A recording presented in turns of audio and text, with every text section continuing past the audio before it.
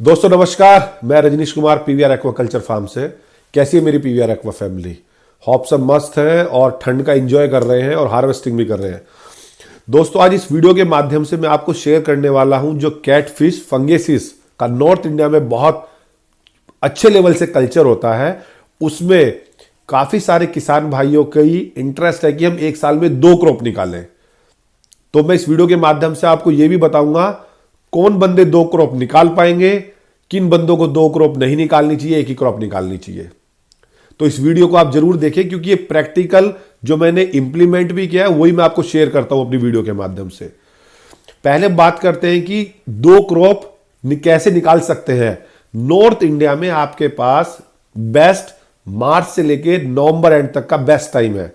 दिसंबर में मस्त ठंड हो जाती है और दिसंबर में सारे फार्मर्स, कोई स्मॉल स्केल फार्मर है, मिडिल लेयर फार्मर है, बिग लेयर फार्मर है, सब फार्मर्स अपने फिशेस को सब के सब लग जाते हैं हार्वेस्ट करने में।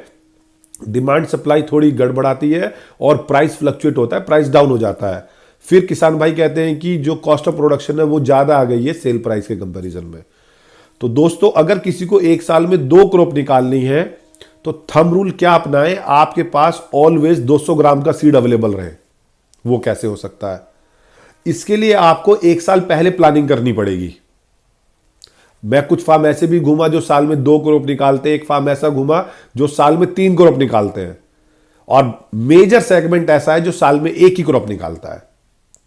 तो आपको क्या करना है कि अगर आपने नेक्स्ट ईयर 2024 में आपको 2 क्रॉप निकालनी है तो 2023 में आपको जब न्यू हैचरी चलेगी आपकी अप्रैल मई में, तो आपको नेक्स्ट पूरे ईयर का सीड स्टॉक कर लेना है।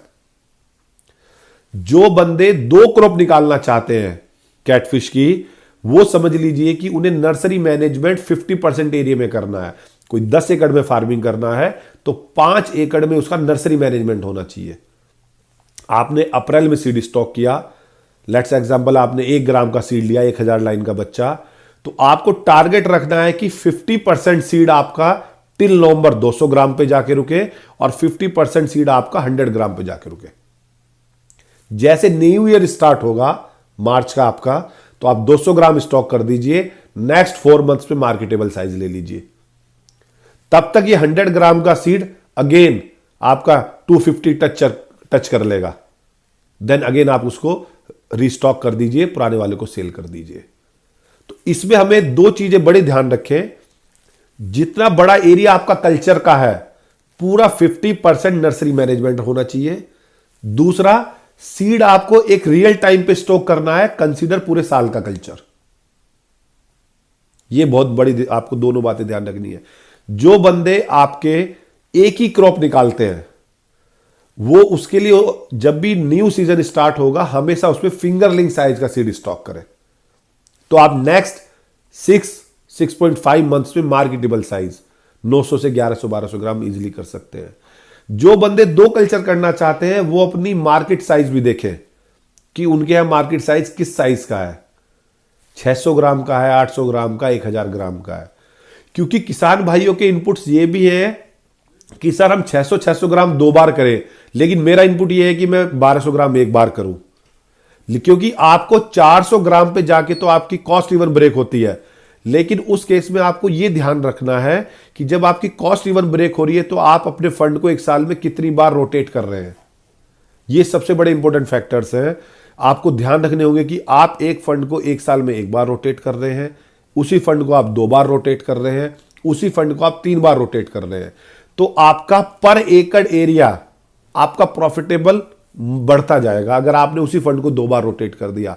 लेकिन उससे पहले अगर मार्केट में उस साइज की मछली सेल नहीं होती आपके एरिया में तो कोई प्रॉफिट नहीं होगा। एक फार्मर से ऐसे भी मिला जो साल में 3 क्रॉप निकाल रहे हैं, तो वो भी सेम कॉन्सेप्ट उन्होंने अप्लाई किया हुआ है।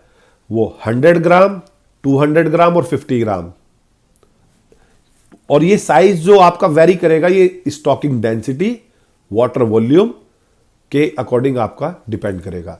तो दोस्तों अगर आपको 2 कल्चर करने हैं तो रियल टाइम में पूरे नेक्स्ट ईयर का सीड आपको 1 साल पहले रखना है, तभी आप 2 क्रॉप निकाल पाएंगे, अन्यथा आप 1 ही क्रॉप निकाल पाएंगे। और जब भी सीड स्टॉक करें ये हमेशा ध्यान रखें आप किस साइज का सीड स्टॉक कर रहे हैं। मछली की लाइफ साइकिल के अकॉर्डिंग ही मछली बड़ी होगी। अन्यथा आप अगर चाहते हैं मार्च अप्रैल में आप न्यूली ब्रीड सीड स्टॉक करें फर्स्ट ब्रीडिंग का, और वो आपको नेक्स्ट 5 मंथ्स में 1 kg का हो जाए, वो बिल्कुल नहीं हो सकता। बने रहे अपने पीवीआर एक्वा यूट्यूब चैनल पर और जानते रहे मछली से रिलेटेड छोटी से छोटी बातें। धन्यवाद।